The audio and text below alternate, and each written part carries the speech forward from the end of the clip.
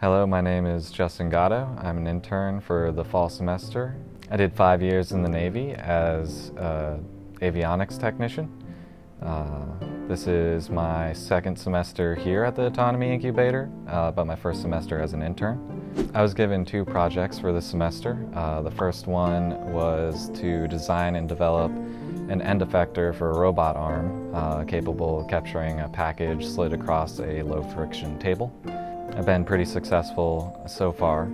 The second project was to create a realistic moon surface based on LOLA data, the gridded data set from NASA, which was also pretty successful. I ported it into Unity after making it in Blender. Both of these projects are pretty important to us moving forward and being able to work with objects in space without people being present.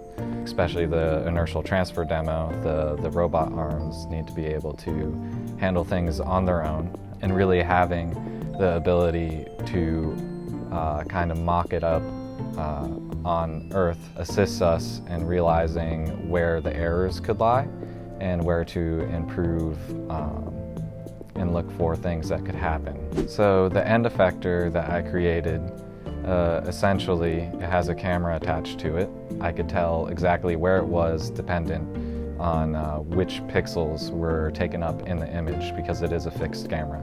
The camera does not move at all. And luckily I was able to also define a capture area in which it was safe to move the arm again. In the future, I would like to work on simulation environments and really having the experience of working with both physical robots and in a simulation environment or a video game environment like Unity, and using Blender and other asset creation software has really pushed me quite a bit towards that front.